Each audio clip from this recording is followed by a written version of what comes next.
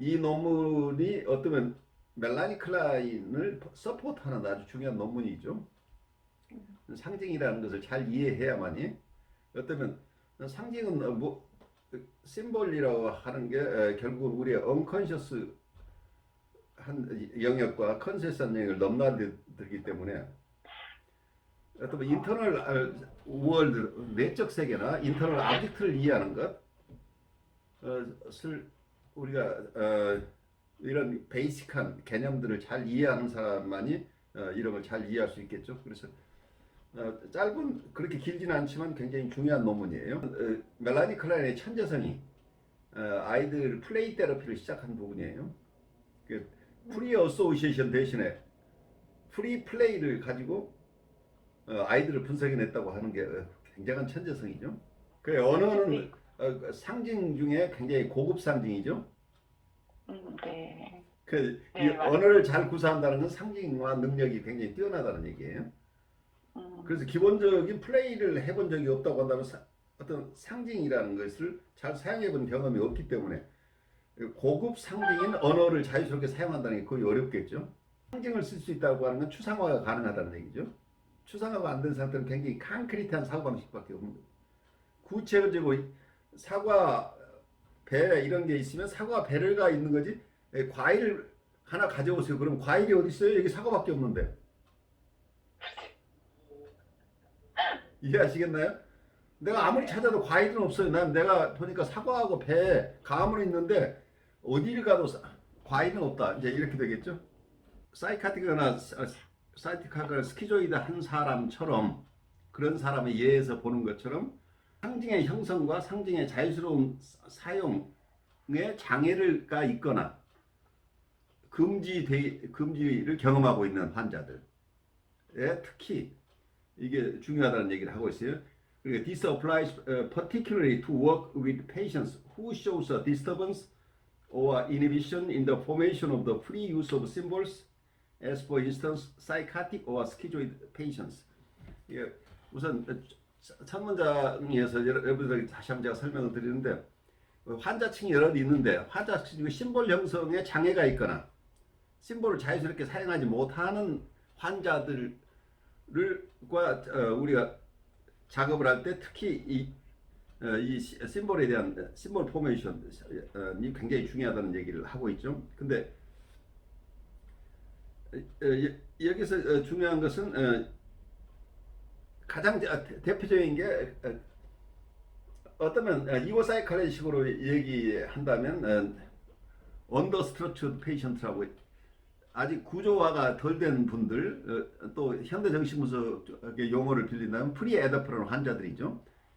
뉴라틱한 수준에 있지 않은 환자들이 가장 중에 대표적인 거가 정신증적 인격 구조에 있는 사람들, 사이카틱한 레벨에 있는 분들, 그리고 또 하나가 분열성을 보이고 있는 스키조이드 페이션트에 가장 전형적이라는 게. 그러니까 상징 형성을 잘 못하거나 상징을 자유스럽게 사용하지 못하는 환자층을 이해할 때 우리가 이 상징이나 상징의 형성, 상징의 사용 이런 이론들을 여러분들이 잘 이해해야 되는데 가장 중요하게 이게 도움을 받을 수 있는 환자층은 사이카틱하거나 스키조이드한 페이션트처럼 이런 상징 형성 자체의 어려움을 느끼거나 상징을 자유스럽게 사용하지 못하는 이런 환자층이다. 이렇게 이해하시죠. 하나는 A는 이 바이올린 자체와 성기를 동일시하고 있는 거죠. 그러니까 이게 symbolic equation이라고 우리가 할 수 있는 것. 그러니까 상징적 동등시 혹은 상징적 동일시라고 표현하는 거죠. 두 번째 경우는 승화된 거예요. 서블리메이션이 일어나는 경우죠.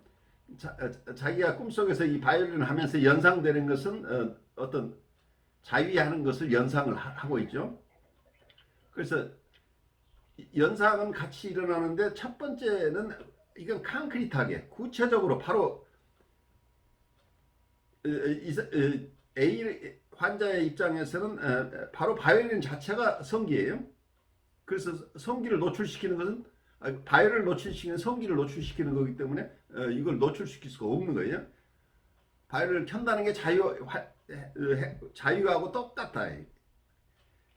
그래서 구체적으로 이게 추상적인 개념이 아니고 구체적으로 이게 A와 B가 똑같다는 상징이라는 개념이 없는 거예요. 그러니까 어떤 면에서 고급스러운 상징의 개념이 아니고 A하고 B가 같다예요. 그냥 동등시가 일어나 버린 케이스인데 두 번째 경우에는 바이올린 자체가 성기를 상징한다고 하는 개념. 그래서 A와 B가 같은 것은 아니지만 이게 어떤 면 이 사람에게서는 이 바이올린 자체가 성기를 상징하는 개념이어서 그렇지만 A와 B가 다르다는 것을 알고 있다는 거예요. 바이올린과 성기는 성기를 성기를 생각나게 하고 성기처럼 느껴져서 거기에서 그런 환상을 갖긴 하지만 이거 자체는 같은 것이 아니다라고 하는 거죠. 그 점에서 이게 심볼 프라퍼라고 얘기를 하면 본래적인 의미의 상징이라고 보는 거예요. 처음에 상징된 동등시라고 하는 것은 심볼릭 이퀘이션은 심볼로 아직 그러니까 추상화되기 전의 상태죠. 두 번째 것은 이게 추상화가 됐다는 거죠. 추상화가 됐는데 추상화를 했을 때 어떤 면에서는 A 대신에 B의 substitute이긴 하지만 이거 이 두 가지가 다르다는 것을 이해하는 것이기 때문에 이걸 본래적인 의미의 상징이다. 이제 이렇게 이해할 수 있다는 얘기예요. 그런데 첫 번째 게 의식적인 상태인데도 의식 속에서 자기가 분명히 이게 바이올린이라는 걸 보고 있는데도 이게 성기하고 구별을 못하는 거죠. 그렇다면 이건 그 두 번째 것은 꿈속에 나타나니까 이게 무의식이라고 이렇게 볼 수 있는데 상징 이 부분에서 잘 보시면 그러면 아까 첫 번째 환자의 경우에 바이올린을 정말 성기하고 똑같다고 생각하는 이 사람이 무의식 속에서도 무의식적인 사고방식에서 어떤 걸까요? 무의식 속에서도 바이올린은 이 사람 성기죠. 그러니까 의식이다 무의식이다를 따라서 의식 속에서도 이걸 구별해내지 못하는데 무의식 속에서는 더 강렬할 거 아니겠느냐. 그래서 이게 의식이다 무의식이다 문제가 아니다는 얘기예요. 조금 납득이 가시나요? 그래 의식 속에서도 이게 구별을 못하고 상징적 동등시가 일어나는 사람은 무의식 속에서는 더 찰떡같이 이 두 가지를 붙어 같이 동등시돼서 구별해내지 못할 것이다 하는 얘기예요. 그래서 이게 가장 베이직한 개념이에요. 이걸 여러분들이 여러 사례를 통해서 이제 이해를 하시는 과정이에요. 근데 이 개념은 굉장히 중요한 개념이에요. 이분이 이렇게 설명하고 나니까 이제 클래리파이가 되는데 그 이전까지는 사람들이 심볼이라는 개념을 쓰면서 상징적 동등시만을 상징이라고 얘기하는 사람. 그런 쪽에서 보면은 두 번째 경우는 이건 상징이 아니다. 이건 이건 서블리메이션이다. 승화라고 설명해야지 이걸 상징이라고 설명하는 게 아니다. 이렇게 그래서 용어 자체를 여기서는 오히려 정말 써야 될 곳에 승화라는 말을 쓰지 못하는 상황이 발생할 수 있는 거죠. 이 개념을 어느 것을 가지고 디파인 하느냐에 따라서. 그래서 이 두 가지를 적절하게 다 포괄을 해낼 수 있는 개념으로 상징이라는 개념 속에 하나는 상징도 동등시 그래 충분하게 상징으로서 발달하지 못한 상태를 상징적 동등시라고 하고 상징으로서 기능이 충분하게 발달한 경우를 따로 본래의 의미에서 상징이라는 개념으로 지금 사용하고 있다고 이해하고 가보죠. 이고 사이클라이드 쓰는 개념이 내적 대상들 중에 자기 표상, 대상 표상 이런 개념들이죠. 그래서 어떤 면에서는 우리가 내적 대상 관계가 어떤 면 거의가 판타지 이론으로 설명할 수 있는 부분이 되겠죠. 그렇게 되면 어쩌면 자기의 셀프에 대한 우리가 분열된 셀프를 보통 우리가 사이카티가 하거나 아니면 경계선적인 인격 장애를 가지신 분들은 좋은 대상과 나쁜 대상이 분리돼 있어서 good object하고 나쁜 object가 항상 따로 있어서 이분들이 어렵다는 거죠. 통합이 안 된다는 거. 마찬가지로 자기 셀프 자체도 좋은 셀프하고 나쁜 셀프가 분열되어 있는 상황. 그렇다면 이 나쁜 셀프다, 좋은 셀프다, 아니면 좋은 대상, 나쁜 대상은 이걸 뭐라고 할 것이냐? 자기의 인격의 일부를 표상하는 게 부분적인 내적 대상이 파트 셀프가 되겠죠. 대상도 마찬가지. 대상의 일정 좋은 부분만을 추상해서 이걸 하나의 상징화한 게 좋은 대상이라는 내적 대상이죠. 그러니까 외부 대상과 내부 대상이 서로 1대1로 대응하는데 꼭 외부 대상의 좋은 점이 실제로 내적 대상하고 연계되는 것인가는 또 별개의 문제예요. 내적 대상이 되는 과정이 어쩌면 실제 외부 대상하고 상관없이 나의 투사가 작용해서 왜곡된 것이 얼마든지 일어날 수 있기 때문에 우리가 가진 내적 대상이나 자기에 대한 인식 자체가 현실과 같지 않을 수 있다는 것. 그 많은 분들이 왜곡된 어떤 환상, 왜곡된 환상으로부터 비롯되는 어떤 내적 대상이나 내적인 셀프를 가지고 있을 가능성이 있다고 이렇게 이해하면서 좀 가보죠. 상징이라는 말을 심볼 프라퍼라는 개념과 또는 심볼릭 이퀘이션이라는 용어를 쓴 것은 하나 시글이지만 그 용어로 적절하게 표현해 준 것 이전에 이런 개념을 발달시킨 것은 멜라니 클라인이죠. 그래, 멜라니 클라인의 이론에 이름을 잘 붙여준 거예요. 하나 시글은.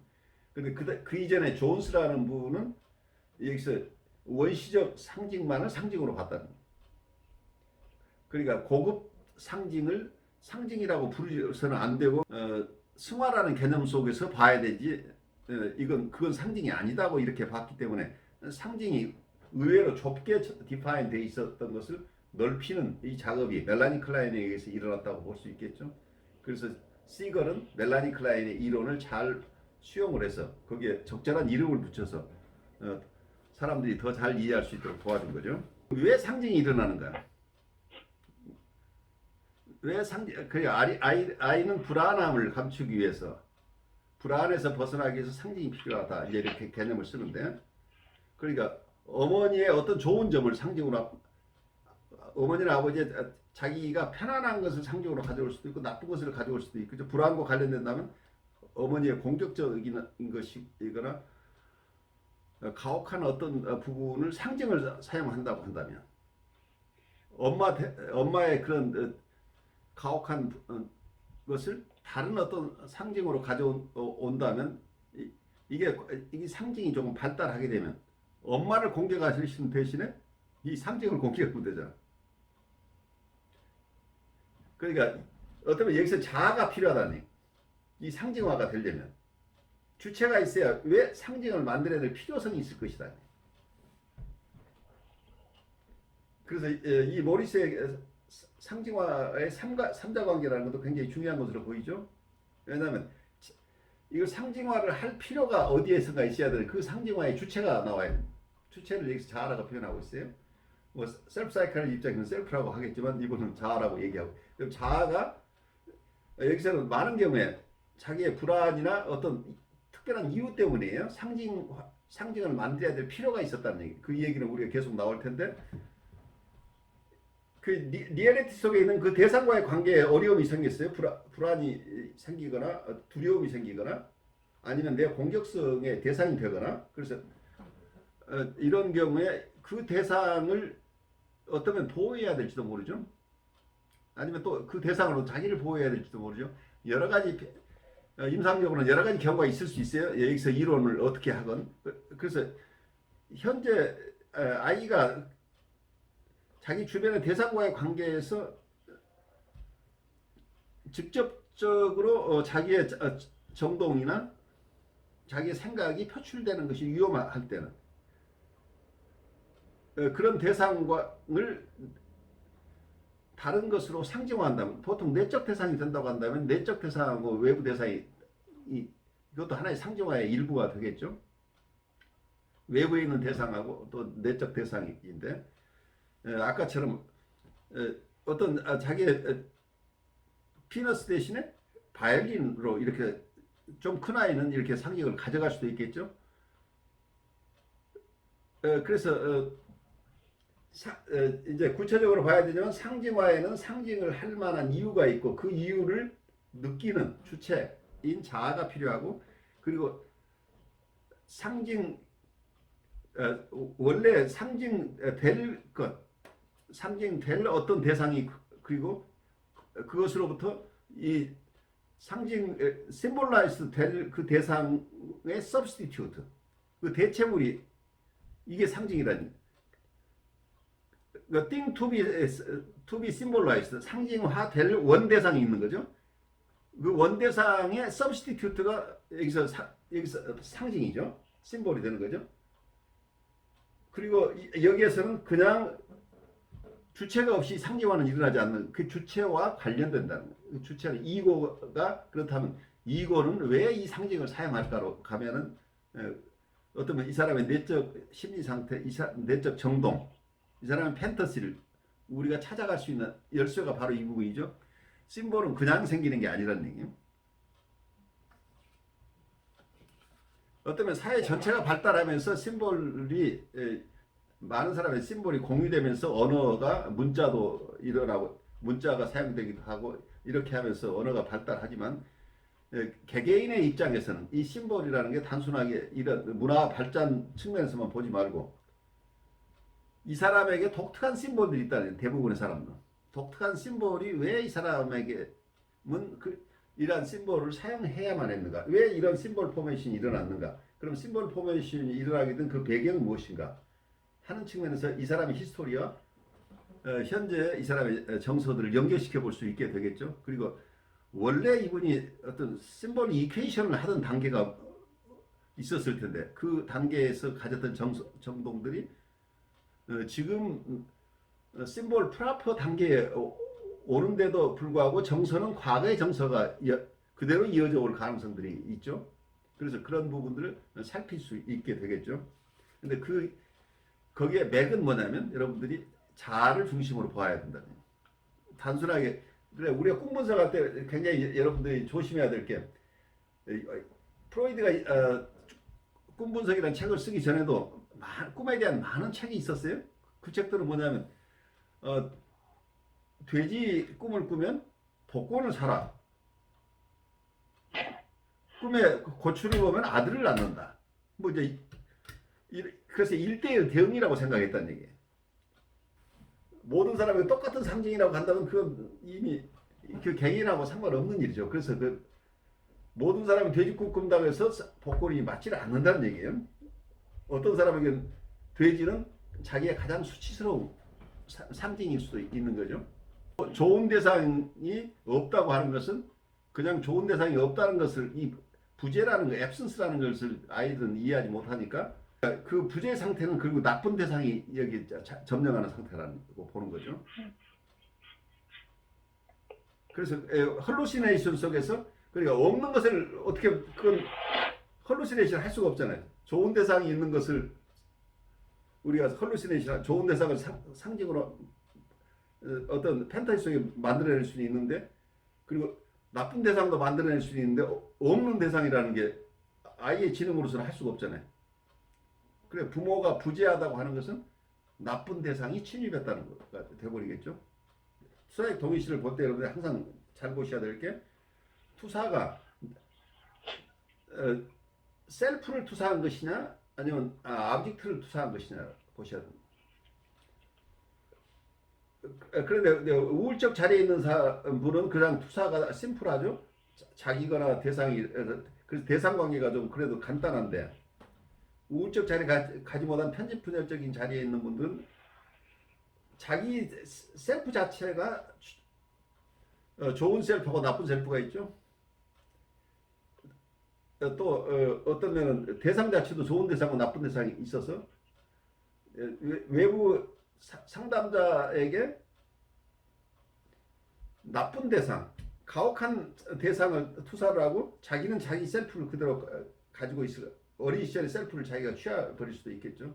전이 속에서. 그러면 나에게 투사되는 것은 이 대상이 투사됐었죠. 근데 그 중에 나쁜 대상이 들어와서 나는 이때 역전이 문제가 일어나죠. 여러분들이 그 가혹했던 어머니를 노릇을 내가 하게 된다는 얘기. 잘못하면 이 역전의 저항을 보지 못하면.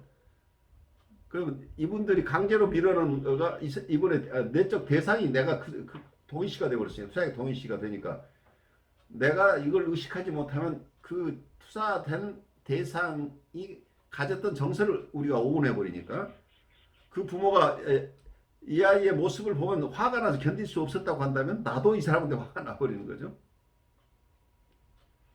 그런데 어느 경우에는 이분들이 특히 분열 상태가 심한 분들은 분열적인 상태, 해리 상태가 심한 어떤 여기서 스키조이다 하거나 혹은 여기서 사이카틱한 환자뿐만 보드라인 레벨에 있는 환자들도 좋은 대상, 나쁜 대상 나한테 어떤 때는 이분들은 주로 나쁜 대상 관계가 문제가 되니까 자기에게 자기가 나쁜 대상의 정서를 자기가 어떤 자기 인터널라이즈 되어 있는 가혹한 엄마 대상의 그 표상을 자기가 가져가 버려요.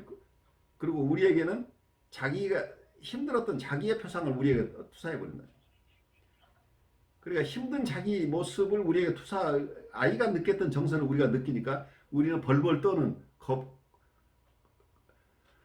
많은 아이가 되어버리는 거죠. 그래서 이때는 이 내담자가 분석가 입장에서 아까 그 분석가가 느꼈던 정서죠. 결국 자기 어머니, 가혹한 어머니 노릇을 이 사람이 하게 되는 거죠.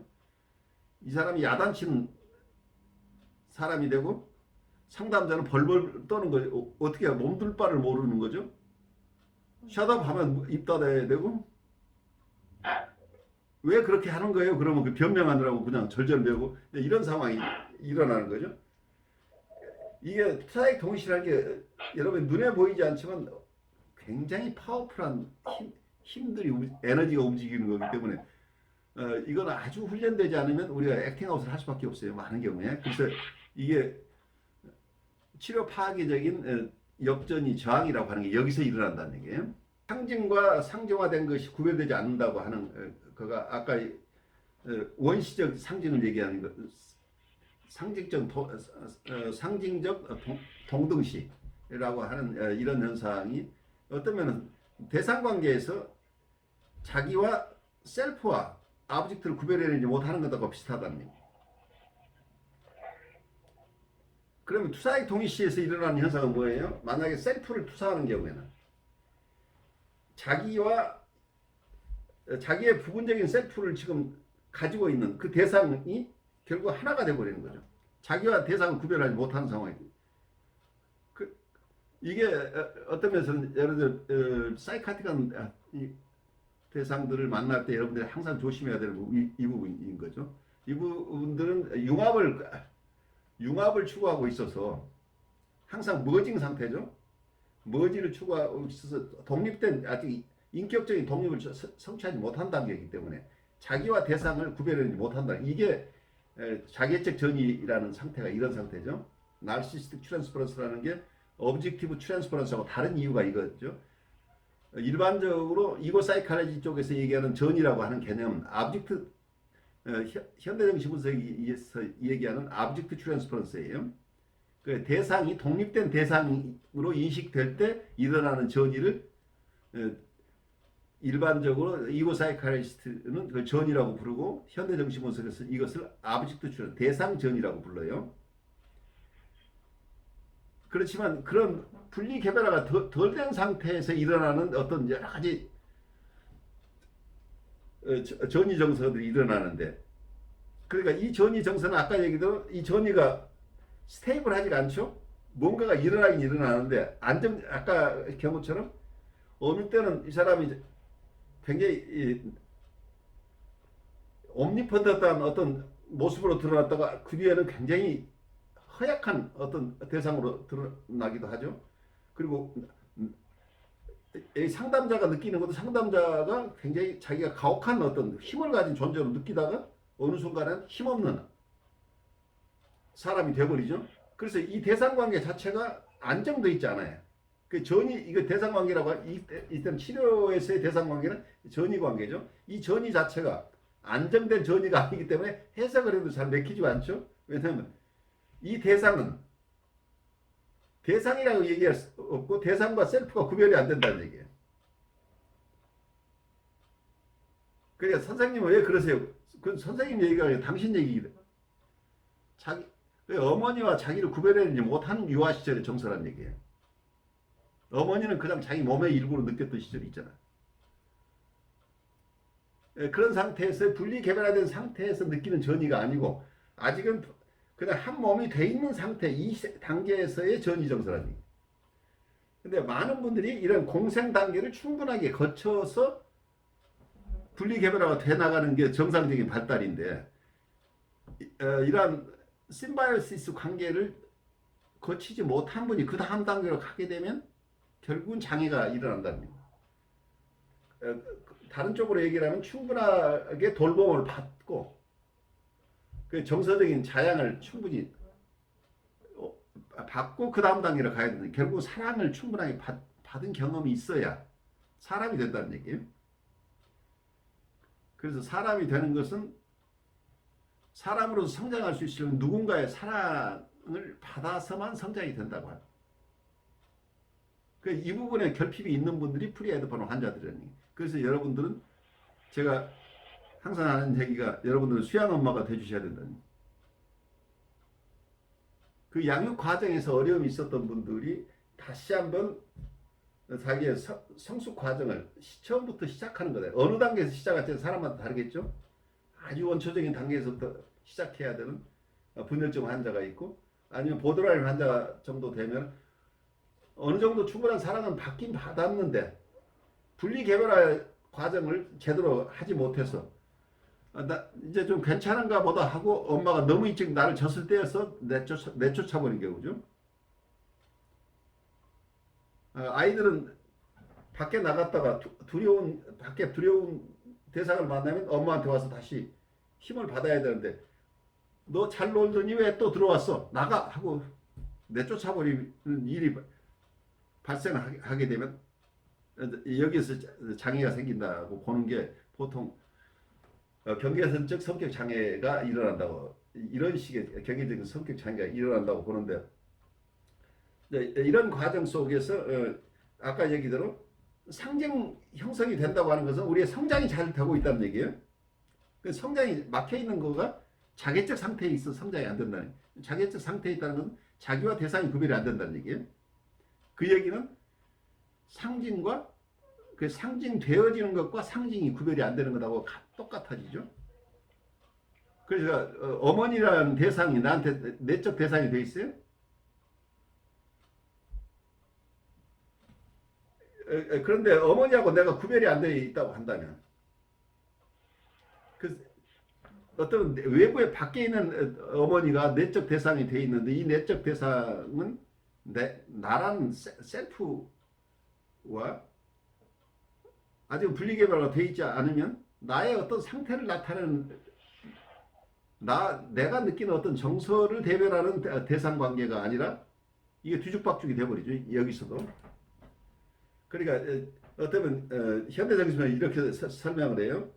우리 마음에 밭이 두 개가 있는데 하나는 object 필드가 있고 하나는 셀프 필드라고 할까요? 자기 밭이 있고 다른 사람 밭이 있는데 이 두 개가 오버랩되어 있다는 얘기예요. 그 자기의 터전과 대상의 터전이 오버랩되어 있어서 분리가 이게 어떻게 보면 나고 어떻게 보면 엄마고 그래서 엄마하고 내가 구별이 안 되는 상태죠. 이제 이런 상태에 우리가 발달 단계에 있다면 이분들이 이런 상태에서 그러니까 충분하게 분리개별하고 되기 이전 상태에서는 심볼 포메이션 자체도 굉장히 어렵다는 얘기가 되겠죠. 결국은 상징화 능력이 초기 단계에서는 없다는 얘기예요. 상징화 능력이 일어나면서 인격이 성숙해 가는 것이 그래서 패러노이드 스키조이드 포지션에서 디프레시브 포지션으로 옮겨가는 것 자체가 패러노이드 스키조이드 상태에서는 심볼릭 이퀘이션밖에 못 일어난다는 얘기예요. 그 디프레시브 포지션에 가면서 어쩌면 본래 의미에서 상징이 일어난다. 이렇게 얘기할 수 있겠죠. 패러데이 스키즈의 상태에서는 우리 밖에 있는 현실 대상도 이게 좋은 대상과 나쁜 대상을 양분되기 때문에 어느 날은 우리를 굉장히 좋은 대상으로 생각을 해서 아이디얼라이제이션을 해요. 어느 날은 우리를 그냥 정말 형편없는 대상으로 만들어내죠. 그리고 가혹한 대상으로. 이 가혹한 대상이 내적 대상이 되겠죠. 그럼 이 내적 대상 자체가 내가 이 선생님한테 지금 맞아 죽을 것 같아요. 근데 자기 내적 대상이 자기 안에 들어와서 자기 내부에서 자기를 공격할 것 같으니까 두렵잖아요. 그러면 이걸 밖으로 결국 투사한다. 투사의 동인시를 통해서 다른 사람한테 맡겨버리는 거죠. 그리고 자기는 그 사람이 그걸 받아가지고 죽을 지경이 되겠죠. 나쁜 대상이 투사됐으니까 그 사람은 지금 힘들어하고 있는데 이 사람은 그 사람이 죽는지 사는지 하고 자기는 몰라요. 자기는 그걸 또 대하지 않기 위해서 또 하나의 방어를 또 사용하는 거죠. 그걸 자기가 볼 수 없도록 만들어버리는 거죠. 처음에는 패러노이드 스키조이드 상태에서 나중에 좋은 대상과 나쁜 대상이 하나라는 이런 개념으로 아이가 그걸 인식할 수 있는 상태에 가게 되면 여기서는 양가 감정이 생기는 거죠. 그리고 아이는 판타지 속에서 나쁜 대상을 수없이 죽였죠. 아이는 엄마를 수없이 죽인다는 얘기예요. 판타지 속에서. 그래서 자기가 죽였던 이 대상이 다시 살아났어요. 그래서 지금 내가 왜 그랬던가 하는 죄책감이 일어난다고 그래. 근데 이게 멜라니 클라인 얘기인데 우리 6개월쯤 된 아이들이 이런 정도의 정서를 갖는지는 잘 모르겠지만 이론상 이래요. 그래서 자기가 흠집낸 대상을 복구하고 싶어 한다는 거예요. 보상하고 싶어 한다는 거예요. 그래서 이걸 밖에 있는 대상을 흠집난 대상을 자기 안으로 복구시키려면 내적 대상화해야 되겠죠. 그래서 좋은 대상을 자기 안에 만들어내. 그래서 여러분 안에 얼마나 좋은 대상이 있느냐가 사실은 굉장히 중요해요. 하나의 확실한 좋은 대상이 있으면 평생을 사는데 그 좋은 대상의 은덕에 힘입어서 우리가 잘 살아갈 수 있는데 확실한 좋은 대상이 없으면 우리가 평생 고생을 해요.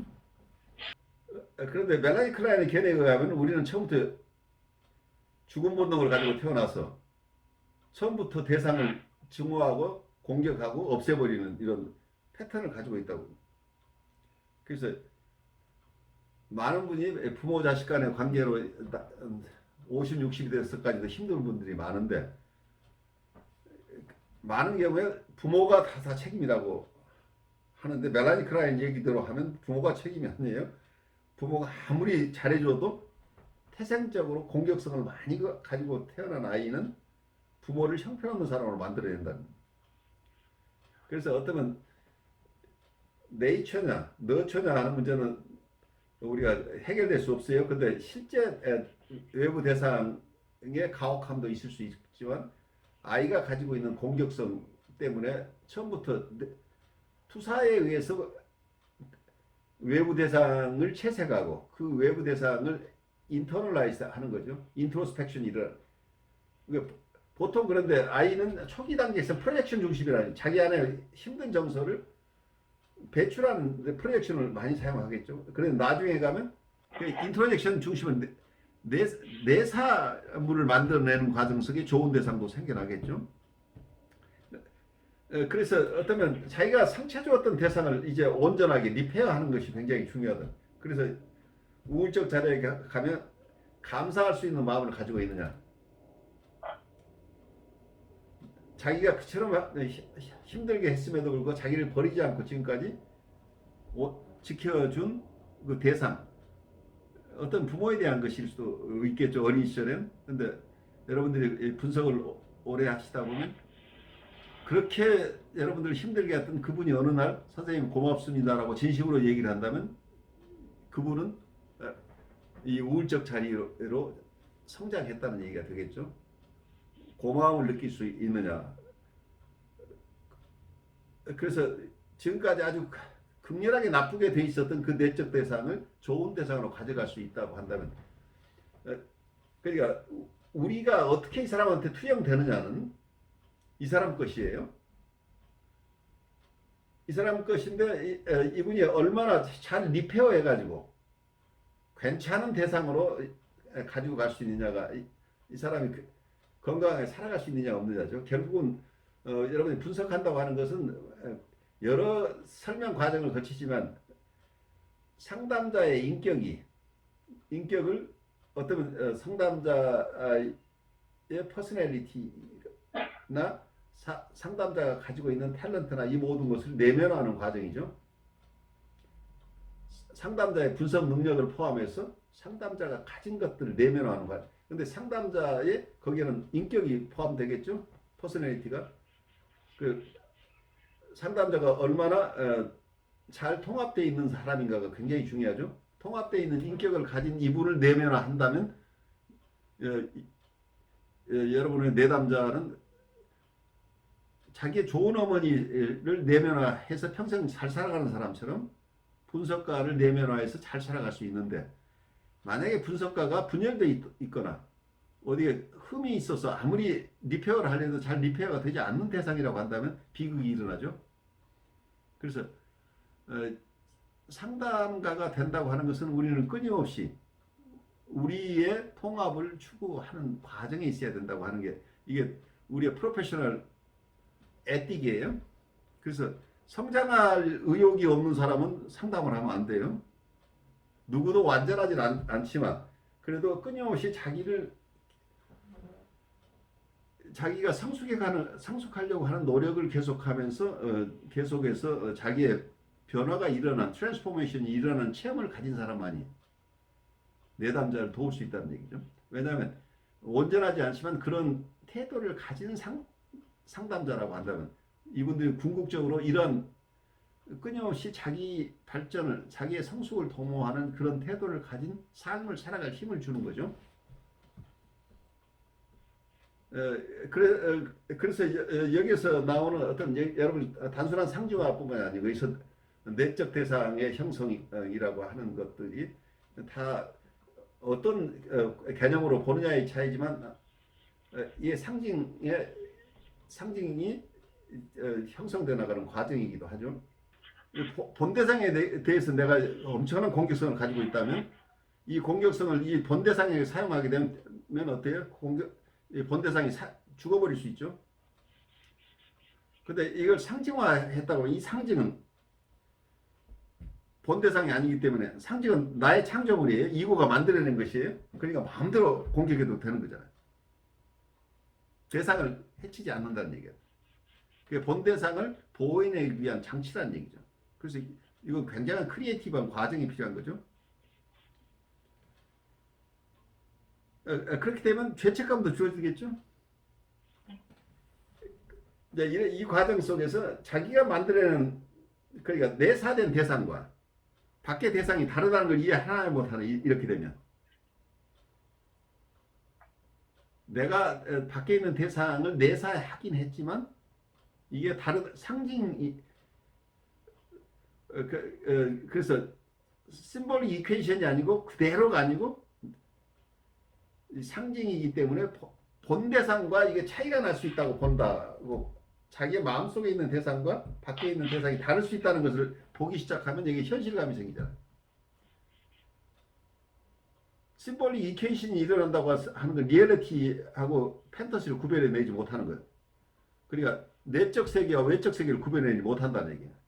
자기 마음과 밖의 현실을 구별하지 못한다는 거예요.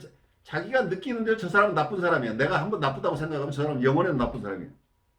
근데 이러한 어떤 빌리프 시스템을 가지고 평생 못 빠져나온 사람 많죠? 이 사람 눈에 한번 나쁜 사람을 찍힌 사람은 평생 회복할 수가 없어요. 이 사람의 내적 대사이 심볼릭 이퀘이션이 되어 있기 때문이에요.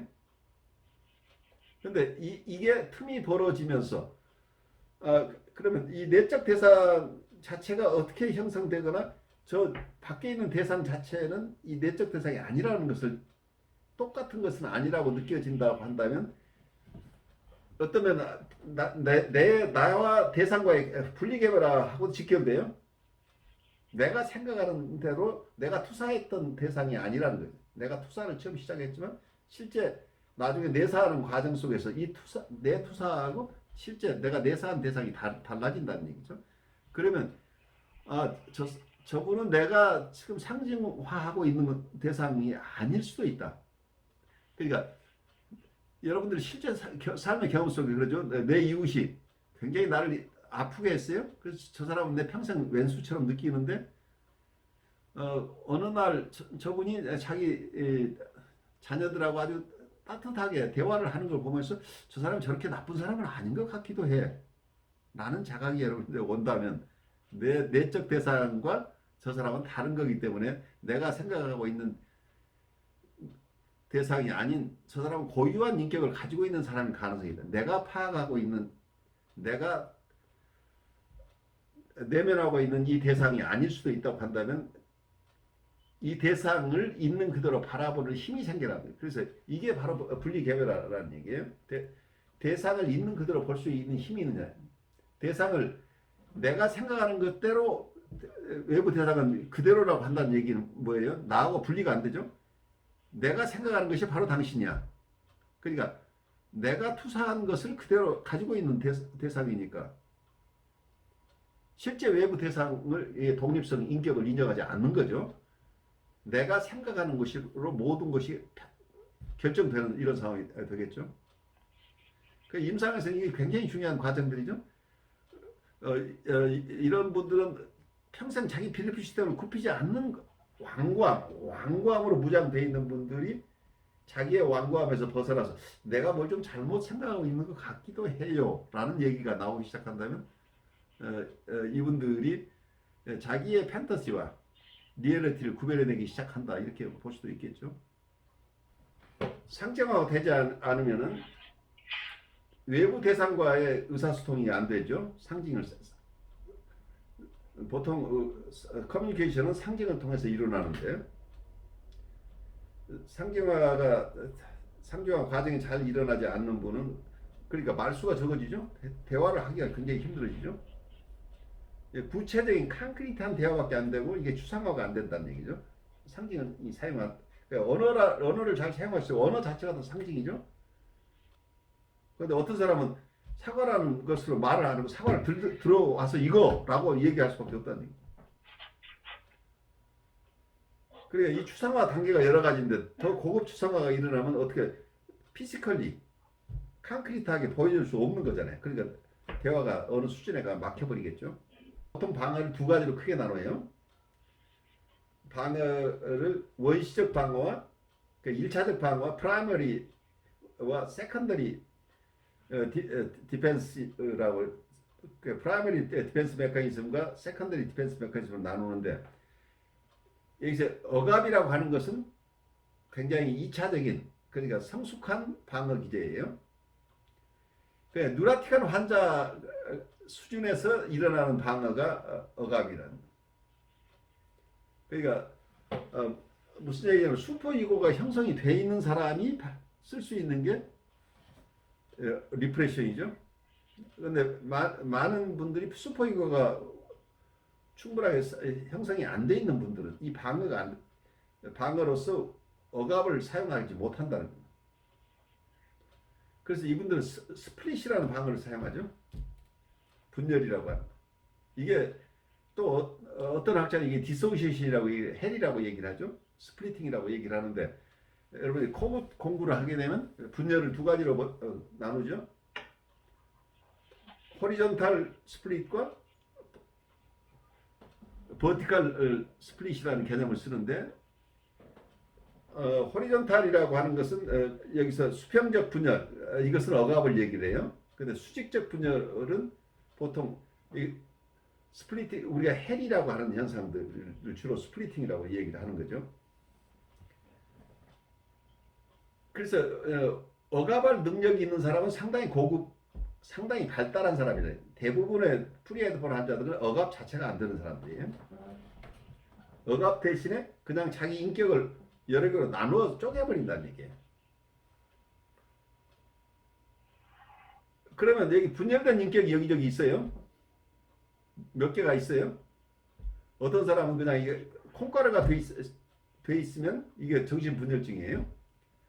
근데 그렇게까지 분열되지는 않았지만 그래도 몇 개 크게 이렇게 분열되어 있다고 한다면 문제는 외부 대상과의 의사소통뿐만 아니라 자기끼리 대화가 안 된다는 거예요. 헬이라고 하는 거 우리가 다중인격 얘기 많이 하죠. 같은 사람인데 아침에 보던 사람과 저녁에 보는 사람이 전혀 다른 사람처럼 느껴집니다. 어떨 때는 굉장히 따뜻한 사람인데 일요일날 성당이나 교회에서 만났을 때 이분이 굉장히 온유한 사람이었는데 시장에서 있을 분 잠깐 봤더니 굉장히 표독스럽게 나를 쳐다보는. 그래서 일요일 인격과 월요일 인격이 전혀 다르다는 거예요. 근데 이분은 자기가 이렇게 서로 상충되는 이런 입장에 있다는 것을 이걸 의식을 못하니 인격의 통합이 일어나지 않는다. 이게 스플릿이라는 얘기예요. 그러니까 보통 억압을 할 수 있는 사람이면 내가 일요일 날 그래도 이렇게 다른 사람한테 좋은 사람으로 보이는데 내가 화가 나지만 내가 이렇게 화를 내면 저분이 나를 어떻게 볼까? 그러면서 그걸 서프레션을 할 능력이 있죠. 그래서 자기 안의 갈등 구조를 수용하면서 이걸 견뎌낼 수 있는 힘들이 있는데 보통 아까 얘기한 대로 스키조이드하거나 스키조프리니아처럼 정신증을 가졌거나 보드라인 환자나 이런 분들은 이제 그런 능력들이 없어서 스플리팅을 사용한다. 분열하고 그리고 투사 아까 프로젝티브 아이덴티피케이션 그리고 이상화 하고 디벨리에이션 이런 것들을 보통 우리가 원시적인 방어 기제라고 그래요. 그래서 아마 이런 이론들은 여러분 낸시 맥윌리엄스라는 분이 쓴 책 중에 이런 것들을 잘 진단에 대한 책이 있을 거예요. 그러니까 여러분 선배들 강의했던 책인데 사이코 애널리틱 다이그노시스 그리고 우리 번역한 책이 정신분석적 진단이라는 책이 있어요. 여기에 보시면 방어 기제를 조금 이렇게 두 가지로 나눠서 잘 설명하고 있어요. 심볼 포메이션이라고 하는 것은 인격의 성숙 과정이다 이렇게 볼 수 있겠죠. 상징 형성이 잘 이루어지지 않은 분은 인격이 성숙하는 과정에서 아주 초기 단계에 있는 분이다고 보고 이게 상징 형성이 충분히 잘 이루어지는 분은 말도 잘하고 글도 잘 쓰고 대화도 잘하고 이제 여러 가지를 다 할 수 있겠죠. 그리고 추상화 능력이 있으니 지적 활동도 자유스럽게 할 수 있겠죠. 그리고 정서적으로 불안이나 우울을 다 벗어날 수 있기 때문에 그리고 앙심을 품고 계속 배드 아브젝트를 끌어안고 있는 게 아니라 그 배드 아브젝트를 조금 리페어해서 좋은 대상으로 만들어낼 힘도 있죠. 자기 안에서 이 내적 대상들을 순화시킬 수 있는 힘이 있다고 하는 건 굉장히 중요하죠. 우리가 어떤 사람의 첫인상을 보고 우리가 저 사람은 나쁜 사람이야라고 우리가 생각을 할 가능성들이 굉장히 높은데 그게 우리의 첫인상이라고 하는 게 대부분 프로젝션을 사용하는 거죠. 우리 안에 가지고 있는 어떤 틀들을 가지고 판단하는데 누구나가 어떤 인식 과정에서는 그걸 사용할 수밖에 없어요. 우리 다른 중거 틀들이 없으니까. 그렇지만 그것을 맹신하지 않고 나한테 이번에 이런 임프레션이 있지만 이게 틀릴지도 모른다는 생각을 할 수 있는 사람은 괜찮아요. 그래서 이분 만나보니까 진국이네? 라고 얘기할 수 있는 사람은 우울적 자리에 있는 사람이에요. 그런데 어떤 분은 이렇게 얘기를 해요. 난 사람 참 잘 봐. 근데 내가 봐서 아닌 것은 아닌 거야.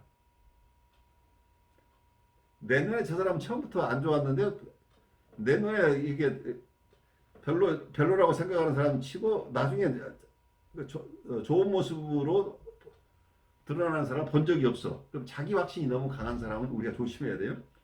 이 사람 스스로가 지금 함정일 가능성이 있다는 거예요.